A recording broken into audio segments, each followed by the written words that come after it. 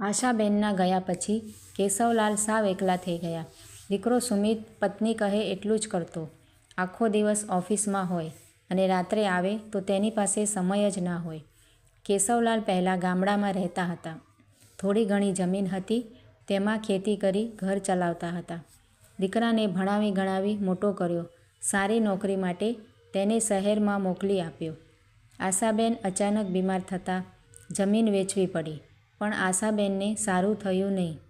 કેશવલાલને બહુ આઘાત લાગ્યો. હવે તેમની પાસે કંઈ બચ્યું નહોતું. તેથી તેઓ સુમિત પાસે શહેર આવી જાય છે.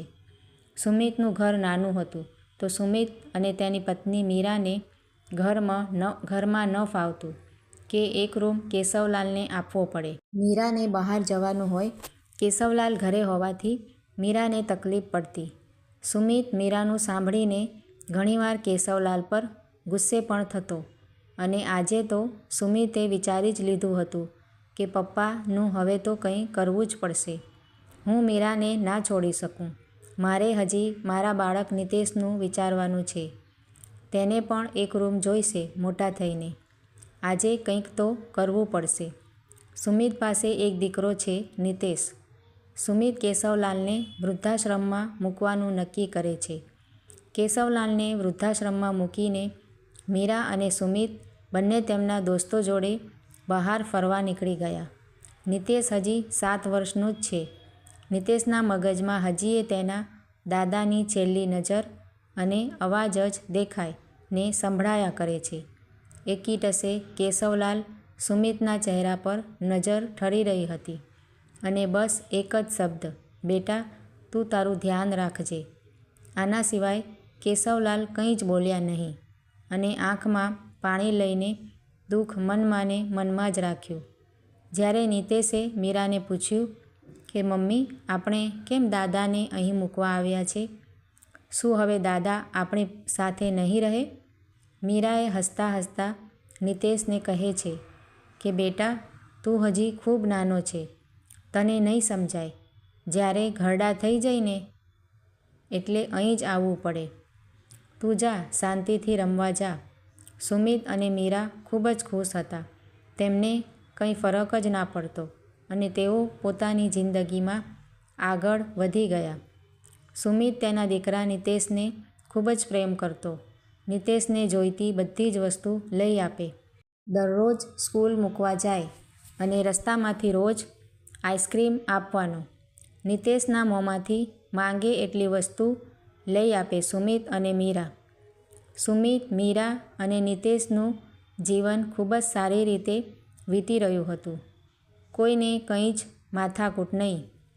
નિતેશ તો પોતાનામાં ને પોતાનામાં જ વ્યસ્ત રહેતો. મીરાનું જીવન પણ કંઈક એવું જ. દરરોજ કંઈક ને કંઈક ફંક્શન હોય, પાર્ટી હોય, બસ આવા જ કામોમાં વ્યસ્ત રહે. અને સુમિત આ બંનેની જરૂરિયાત પૂરી કરવા માટે રાત દિવસ દોડાદોડ કરે. સમય વીતતો ગયો. નિતેશ હવે મોટો થઈ ગયો હતો.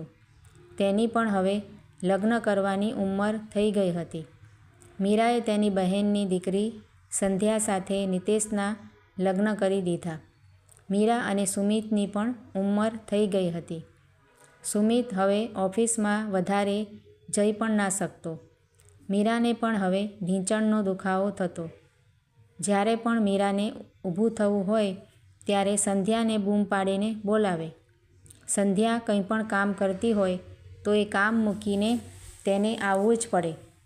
અને આ વાતથી સંધ્યા ખૂબ જ ચીડતી હતી.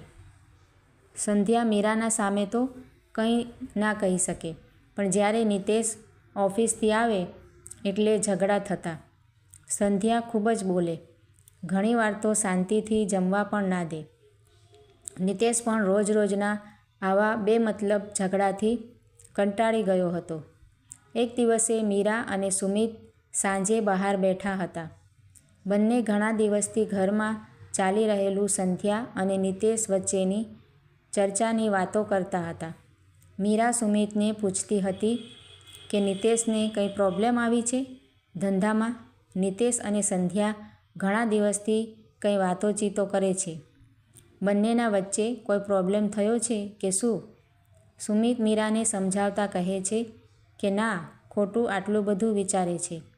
અરે હશે એ બંને વચ્ચે કંઈ વાત, આપણે એ બંનેમાં ના પડાય. તું શાંતિથી અહીં જીવને. ચાલ આપણે આપણા જૂના દિવસો યાદ કરીએ. બંને નિતેશની યાદો તાજા કરી રહ્યા હતા અને એકબીજાને કહી રહ્યા હતા કે કેવી રીતે બંને નિતેશને આંગળી પકડી અને સ્કૂલ મૂકવા જતા, કેવી અડધી રાતે તેના માટે આઈસ્ક્રીમ લેવા જતો હું. આવી ઘણી બધી યાદો તાજા કરી અને બંને હસતા હતા. બંને વાતો કરી રહ્યા હતા ને એટલામાં જ ત્યાં નિતેશ અને સંધ્યા આવ્યા. નિતેશે તેના મમ્મી પપ્પાને તૈયાર થવાનું કહ્યું. બહાર જવાનું હોવાથી બધા તૈયાર થઈને ગાડીમાં બેસી ગયા. સુમિત નિતેશને પૂછે છે કે આપણે ક્યાં જઈ રહ્યા છીએ, કહો તો ખરા. આટલા બધા કપડાં લીધા છે તો કેટલા દિવસ રોકાવાનો ઈરાદો છે? મારી અને તારી મમ્મીની દવા પણ લેવાની છે. નિતેશ બોલે છે, અરે પપ્પા શાંતિથી બેસો ને, બધું જ લઈ લીધું છે. તમને અને મમ્મીને કોઈ જ તકલીફ નહીં પડે. હવે શાંતિ રાખો, મને ગાડી ચલાવવા દો. થોડી જ વારમાં બધા પહોંચી ગયા. નિતેશ અને સંધ્યા ગાડીની નીચે ઉતરી અને સુમિત અને મીરાને ઉતારે છે. સુમિત અને મીરાના પગ નીચેથી જમીન ખસી જાય છે. મીરા ખૂબ જ રડવા લાગી.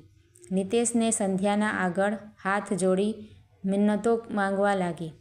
પણ ત્યારે નિતેશ બોલ્યો, અરે મમ્મી આવું કેમ કરે છે? તે તો કહ્યું હતું કે જ્યારે ઘરડા થઈ જઈએ ત્યારે અહીંયા આવવું જ પડે. તો અમે તને અહીં મૂકવા આવ્યા છીએ. તમે પણ દાદાને મૂકવા આવ્યા જ હતા ને? દાદા ક્યાં આવું કરતા હતા, તો તમે કેમ આવું કરો છો? સુમિત કંઈ પણ બોલ્યા વગર મીરાને લઈને વૃદ્ધાશ્રમમાં રહેવા જતો રહ્યો અને મીરાને કહ્યું, મીરા આ આપણા જ કર્મો છે જે આજે આપણે અહીં મૂકી ગયા. જો એ સમયે પપ્પાના છેલ્લા શબ્દો સમજ્યા હોય તો આજે આપણે અહીંયા ના આવવું પડત. સુમિત અને મીરા આંખમાં આંસુ લઈને તેમને વર્ષો પહેલાં કરેલી ભૂલની સમજ આવી. મિત્રો, આ વાર્તા તમને કેવી લાગી તે કમેન્ટ દ્વારા જરૂરથી જણાવજો. અને જો સારી લાગી હોય તો લાઈક કમેન્ટ કરજો અને મારી ચેનલને આવી જ બીજી વાર્તા જોવા માટે સબસ્ક્રાઈબ પણ જરૂરથી કરજો. વિડીયો જોવા માટે તમારા બધાનો ખૂબ ખૂબ આભાર છે.